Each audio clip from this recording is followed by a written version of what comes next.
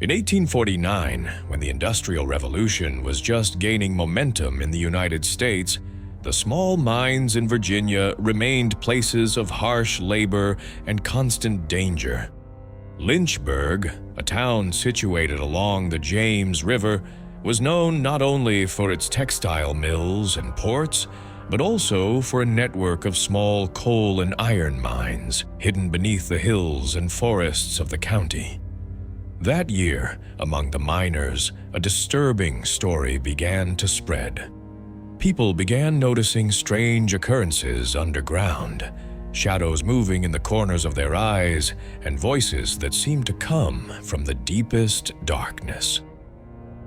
The first reports came from the Old Mill Mine, a small coal mine on the outskirts of Lynchburg, managed by Samuel Drake, an experienced miner who had worked there since 1828.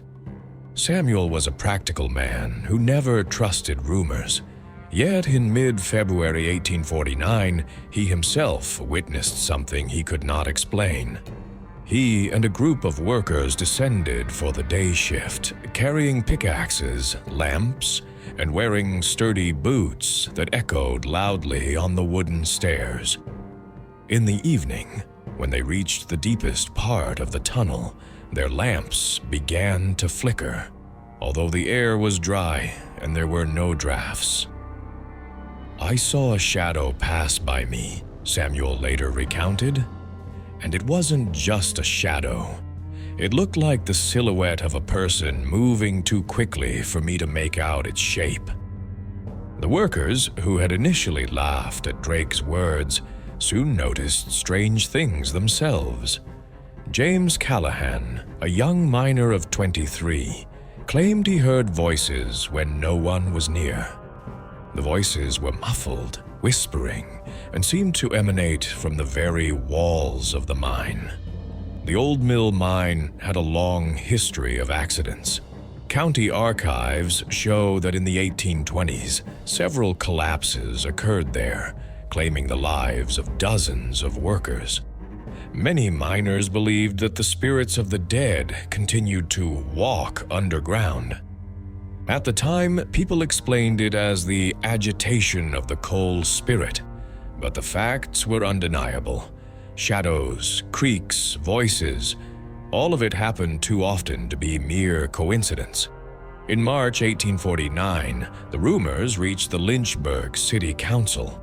Concerned, local officials sent a commission to inspect the mine. The commission included engineers, experienced miners, and a county representative, Henry Fulton, known for his meticulous nature and attention to detail.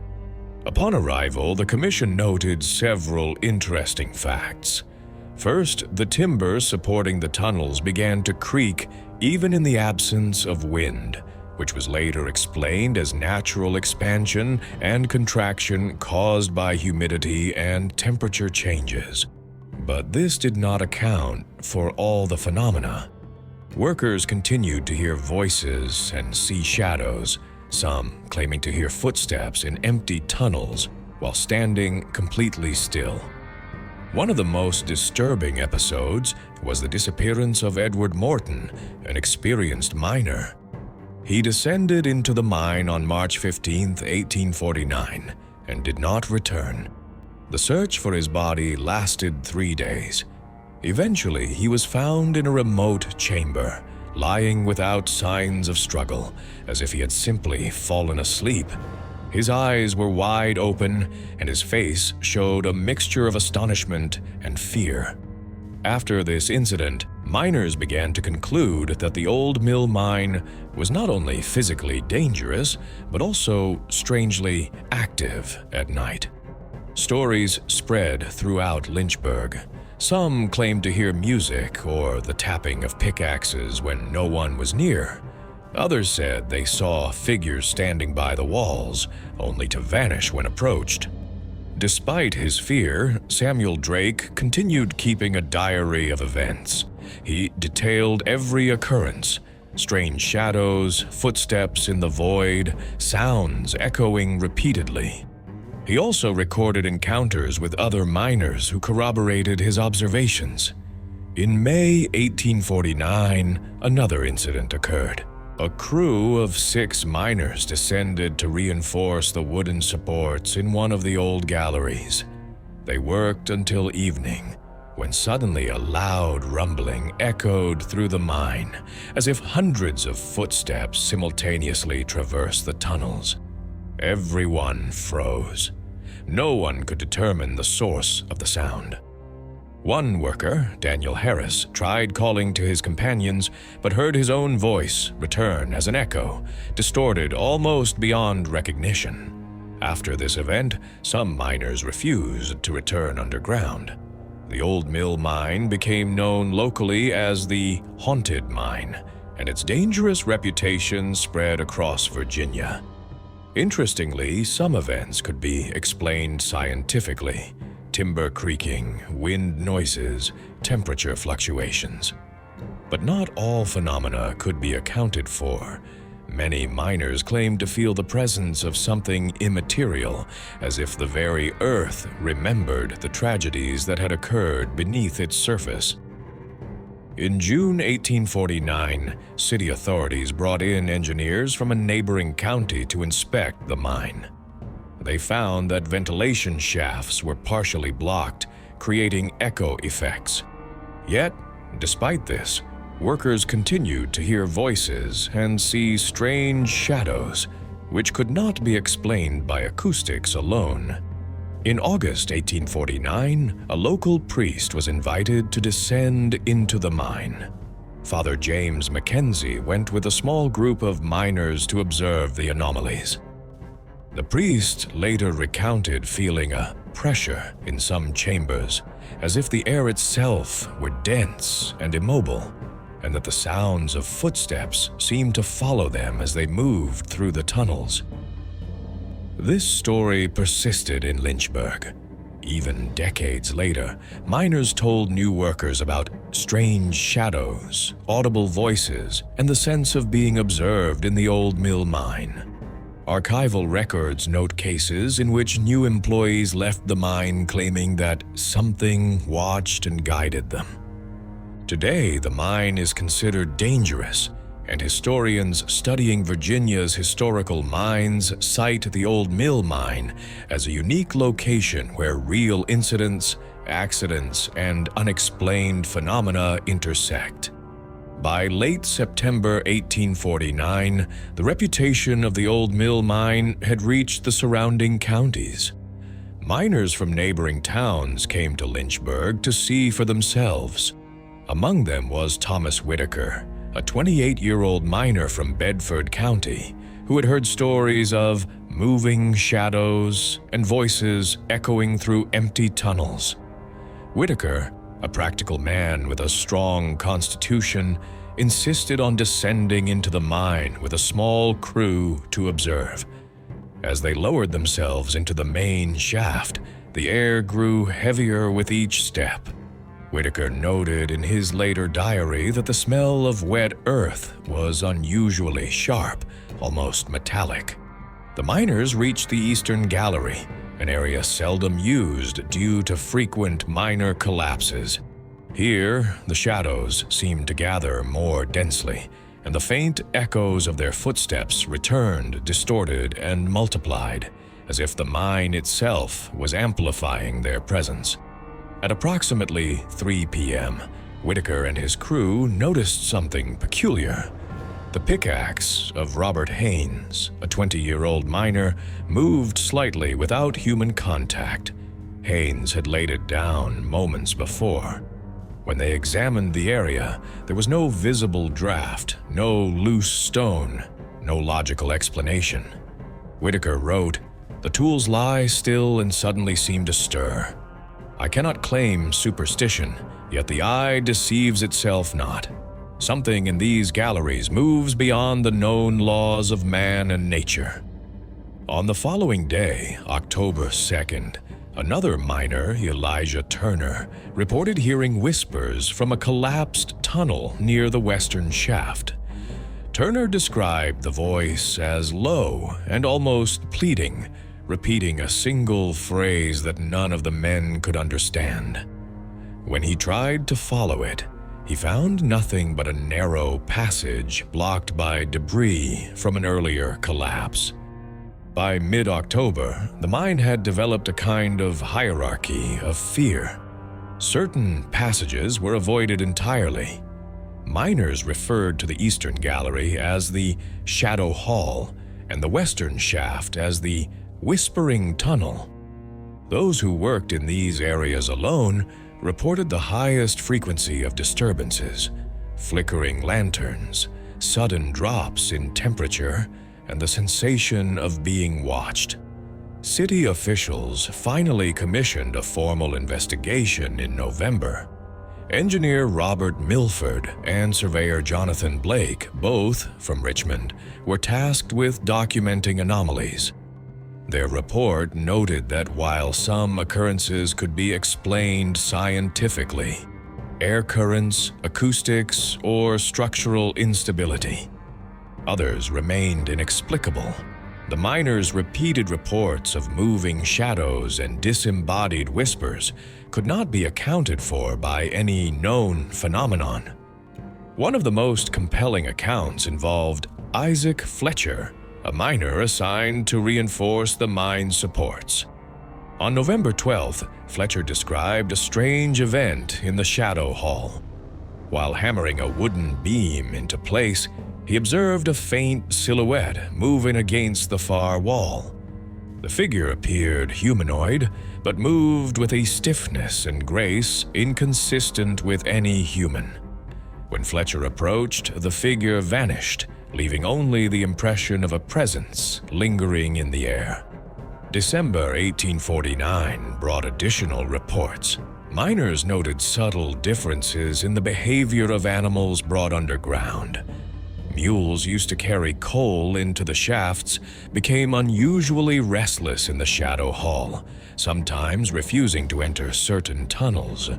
Dogs, which accompanied some miners for protection, barked at unseen entities and occasionally refused to descend stairs that had been traversed safely many times before. Local newspapers began to take notice. The Lynchburg Gazette, in a December 1849 issue, published a report entitled, "Strange Happenings in Old Mill Mine. Workers report shadows and voices in abandoned galleries." The article included interviews with Samuel Drake, Thomas Whitaker, and Elijah Turner, all of whom confirmed the peculiar occurrences. Despite the growing notoriety, economic pressures forced miners to continue working.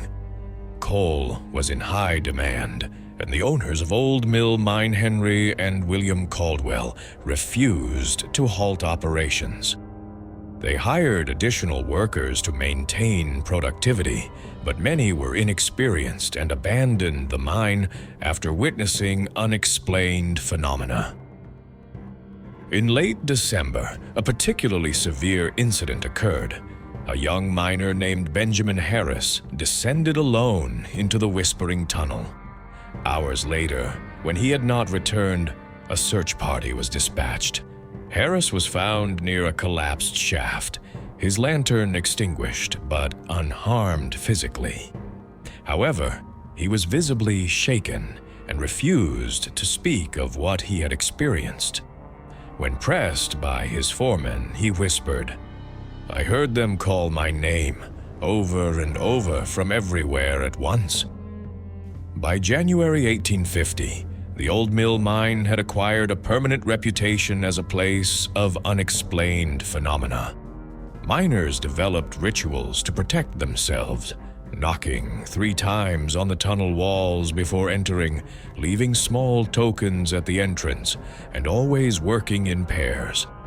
These rituals were taken seriously, not out of superstition alone, but because repeated failures to follow them often coincided with incidents that unnerved workers and threatened safety.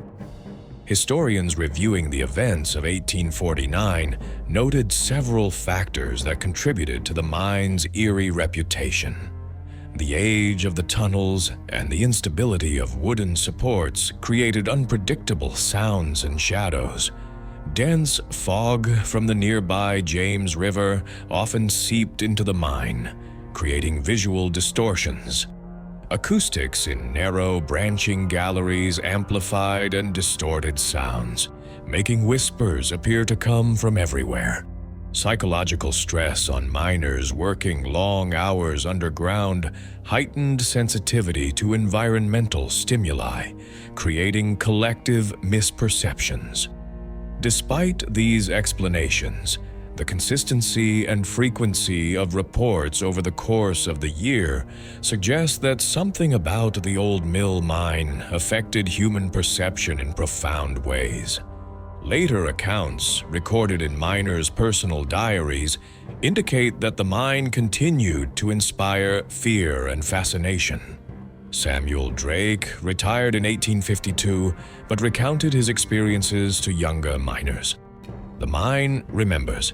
It carries the echoes of those who came before. Respect its walls, and you may work safely. Ignore them, and you may never return. By the mid-19th century, the stories of shadows, whispers, and sudden, unexplained movements became ingrained in Lynchburg folklore. The old mill mine came to symbolize not only the dangers of underground labor, but also the deep, unexplainable mysteries that can exist within the earth itself. The year 1849 remains pivotal in this history, capturing the intersection of human labor, natural hazards, and phenomena that defy simple explanation. Even modern researchers studying early American mines cite the old mill mine as a remarkable case of documented anomalies paired with real-life industrial accidents, demonstrating that the line between the known and the unknown can be surprisingly thin. As 1850 unfolded, the old mill mine's reputation reached neighboring towns and counties, drawing attention not only from miners, but also from journalists, engineers, and local authorities. Among the new miners was Ezekiel Porter, a 40-year-old veteran from Roanoke, known for his stoicism and unmatched experience in underground mining. Porter, skeptical of ghost stories, believed in logic and careful observation. However, his experiences in the mine would challenge his understanding of reality. In early February, Porter was assigned to reinforce a weakened gallery in the eastern section of the mine. Alongside him were Samuel Langley, a young apprentice barely 20, and Patrick O'Connell, a robust man with over a decade of mining experience. As they descended into the darkness, the familiar sound of pickaxes striking stone echoed through the tunnel. Yet something felt different. The air seemed heavier, the shadows longer, and the distant dripping of water sounded more like faint whispers than the expected acoustics. Porter's diary entry for February 4th, 1850, reads, "As we moved deeper, the walls seemed to lean inwards, pressing against our senses." Samuel claimed he saw a shape at the end of the gallery, a man-sized figure that vanished when approached. Patrick laughed nervously, attributing it to fatigue. "Yet I cannot ignore what I have seen with my own eyes. A shadow that moves without source, a weight in the air that oppresses reason." During that same month, several minor collapses occurred in the mine, each accompanied by inexplicable phenomena. Tools were found displaced, lanterns extinguished without cause, and miners reported hearing footsteps echoing in tunnels they had just traversed. One particularly unsettling incident involved Thomas Ridley, who was carrying timber to a support beam in a rarely used tunnel. He claimed that the beam he carried seemed to grow impossibly heavy in his arms, despite its known weight. When he set it down, the air around him seemed to vibrate faintly, producing a low hum that he described as the mine speaking. By March, fear among the miners had grown significantly. Some refused to descend alone, and small groups developed informal systems to ensure that every worker had a companion. Miners began leaving small personal items at the entrances of the Shadow Hall and Whispering Tunnel as talismans, believing these objects provided protection against the mine's unseen influences. In March 1850, a new incident gained local attention. Jonathan Keene, a miner of 32 years, went missing in the Whispering Tunnel. A search party found him hours later, standing motionless in the middle of the gallery, eyes wide open, hands gripping the wooden supports as if steadying himself against invisible pressure. He refused to speak of what he had experienced, only shaking his head and muttering, "It calls from everywhere, yet nowhere." These repeated disturbances prompted city authorities to request a formal survey from engineers based in Richmond. Robert Milford and Jonathan Blake returned to the mine, equipped with measuring tools and detailed notebooks. Their observations confirmed the presence of unusual acoustic phenomena and air currents, yet the reports of displaced tools, flickering lanterns, and the psychological effects on miners remained unexplained. One of the most remarkable events occurred in April 1850. A team of 5 miners was reinforcing a gallery near the western shaft when they collectively witnessed a shadowy figure pass along the far wall. None of them could identify the source, and the figure seemed to glide silently, moving with deliberate purpose.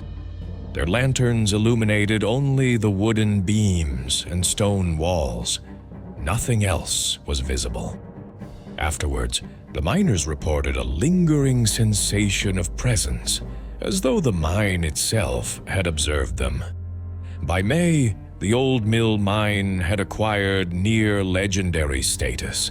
The Lynchburg Gazette published a detailed account titled "Strange Phenomena in Old Mill Mine, Shadows and Voices Reported by Miners."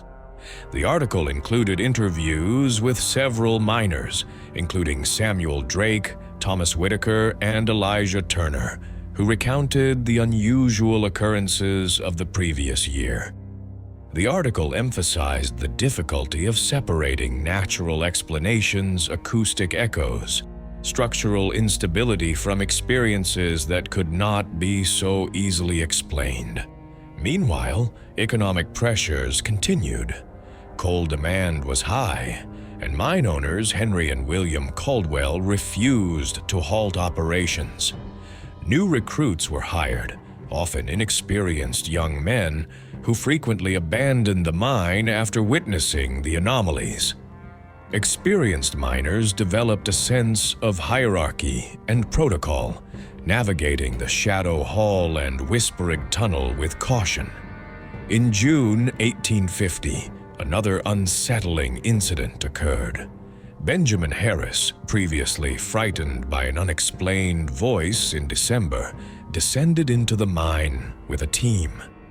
As they worked in the eastern gallery, Harris noticed that a set of tools appeared to shift slightly when no one was nearby.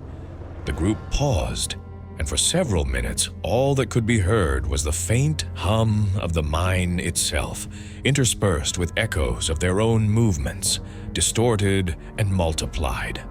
Harris later described the experience as the mine breathing around us.